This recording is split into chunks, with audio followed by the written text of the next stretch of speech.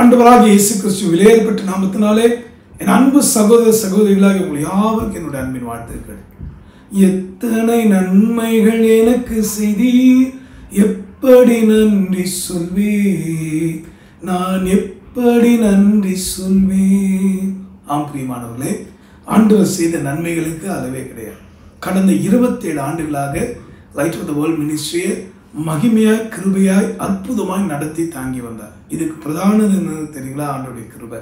ரெண்டாவது, உங்களை போன்ற அன்பு நிறைந்த மக்கள் அடியனுக்காக ஜெபிக்கிறது நிமித்தமும், அடுத்தது இந்த பிப்ரவரி 24 அன்று கர்த்தருடைய நாம மகிமைக்காக இந்த ஊழியத்தில் தேவன் உங்களுக்கு செய்த நன்மைகளை சாட்சியாகவும், அதே நேரத்தில் பலர் இன்னும் மகிமையாக இது சிறக்க வேண்டும், வளர வேண்டும் என்று சொல்லி வாழ்த்தி பல வகையில் எங்களை உற்சாகப்படுத்தினீங்க.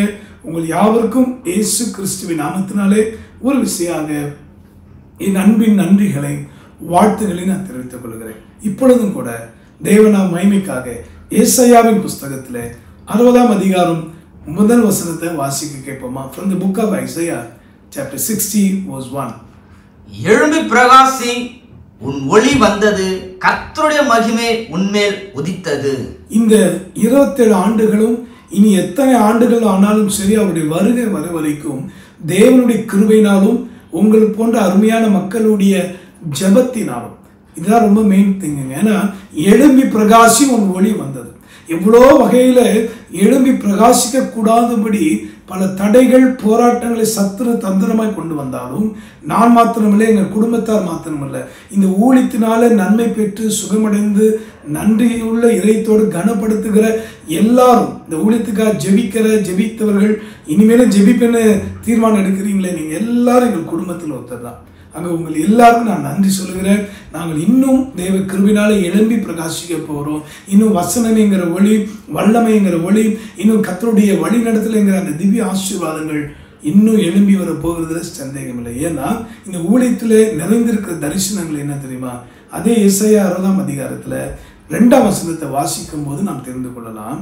இதோ இருள் பூமியையும் காரிருள் ஜனங்களையும் மூடும், ஆனாலும் உன்மேல் கர்த்தர் உதிப்பார், அவருடைய மகிமை உன்மேல் காணப்படும். இந்த 2ஆவது வசனத்துல எச்சரிப்பின் சத்தத்தை நம்ம பார்க்கிறோம். இருள் ஜனங்களையும் காரிருள் பூமியும் மூடும். இதோடைய பொருள் என்னன்னா, நடக்க போகிற காரியங்களை இந்த light of the world ministry மூலமாக, அடியன் மூலமாக கிருபையாக இதுவரைக்கும் கர்த்தர் வெளிப்படுத்தின தேசங்களை குறித்து, தனிப்பட்ட நபரை குறித்து, சில சமுதாயத்தை குறித்து, ஏன் வரப்போகிற காரியங்களை குறித்து பேசுனது எல்லாமே நிறைவேறிற்று.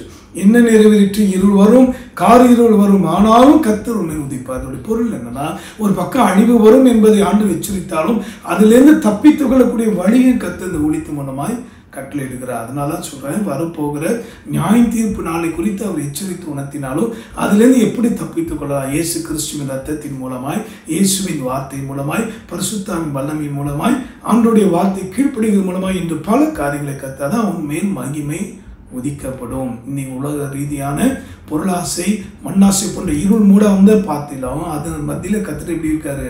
வெளிச்சமாக இருக்கார், மகிமையாக இருக்கு. அதுக்காக கர்த்தரை துதிக்கிறேன். இறுதியாக ஆண்டவர் என்ன செய்ய இருக்கிறாராம்? அதே அதிகாரத்தில் 60ஆம் அதிகாரத்தில் 3ஆவது வசனத்தை வாசிக்கலாமா? உன் வெளிச்சத்திடத்துக்கு ஜாதிகளும், உதிக்கிற உன் ஒளியிடத்துக்கு ராஜாக்களும் நடந்து வருவார்கள். இந்த இடத்துல நடக்க போகிறதையும் கர்த்தர் சொல்றாரு. நல்லா தெரிஞ்சுக்கணும், ஒரு தீர்க்க தரிசனம் என்றால் அதுக்குள்ளே கடந்த காலம், நிகழ்காலம், எதிர்காலம் மூன்றுமே ஒருங்கிணைந்து வரும். அதனால தான் நான் சொல்றேன், ஆண்டவர் சொன்னது போல ஆண்டவருடைய வார்த்தைப்படி எல்லாம் நடந்தாலும் கடைசியாக ஜனங்கள், ஜாதிகள், ராஜாக்கள் உன்னிடத்தில் வருவார்கள். இதனுடைய பொருள் என்னன்னா, எல்லா தரப்பட்ட மக்களும் இந்த light of the world ministry மூலமாக ரட்சிக்கப்பட்டு வருகிறார்கள், இனிமேலும் ரட்சிக்கப்பட போகிறார்கள். என் அன்பானவர்களே, இந்த 3 குறிப்பின்படி தான் கர்த்தர் இதுவரைக்கும் நடத்தியிருக்கிறார், இனிமேலும் நடத்த போகிறார். ஜெபித்த, வாழ்த்தின ஒவ்வொருக்காக நான் ஆண்டவரை ஸ்தோத்தரிக்கிறேன். ஒரு சிறிய ஜெபத்தோடு முடிப்போமா? அன்புள்ள ஆண்டவரே, என் அன்பு சகோதர சகோதரிகள் மனவாஞ்சையோடு ஆண்டவரே அழைத்து விசாரித்து இந்த ஊழியத்துக்காக உபவாசித்து ஜெபித்து தேவன் தந்த வாக்குத்தத்தங்கள் எல்லாம் சொல்லி அடியனையும் அடியனுடைய ஊழியத்தை நேசிக்கிற தாங்கிற எல்லாரும் உற்சாகப்படுத்தின ஒவ்வொரு ஊழியர்களையும் ஊழியக்காரர்கள் நாங்கள் நினைக்கிறோம். அதே போல ஒவ்வொரு சகோதர சகோதரிகளையும் நினைக்கிறோம். நண்பர்கள், உறவினர்கள் என்று பல தரப்பட்ட மக்கள் அப்பா வாஞ்சியோடு கூட மணியராகி உன்னிடத்துல இன்னும் கர்த்தருடைய மகிமை வெளிப்படும். இந்த ஊழியத்தில் இன்னும் மகிமை வெளிப்படும். ஜாதிகளும் பல ராஜாக்களும் பிரபுக்களும் நடந்து வருவார்கள் என்று சொல்லி ஆண்டவர் இதுவரைக்கும் நடத்தி வந்த பாதையிலும் இனி நடத்தி கொண்டிருக்க பாதையிலும் இனிமேல் நீ நடத்த போகிற பாதையை குறித்தும் எவ்வளவு தீர்க்க தரிசனமாய் உரைத்தீரப்பா. உங்களுடைய பிள்ளைகள் மனதார வாழ்த்தினாங்களே, கனம் பண்ணாங்களே, அதுக்குரிய பிரதிபலனை, அதுக்குரிய ஆசீர்வாதம் உங்களுடைய பிள்ளைகள் ஒவ்வொருக்கு தாரும். தயவு பண்ணும், கிருபை பாராட்டும். மீட்பர் மூலமாய் ஜெபிக்கிறோம் எங்கள் நல்ல பிதாவே. ஆமென்.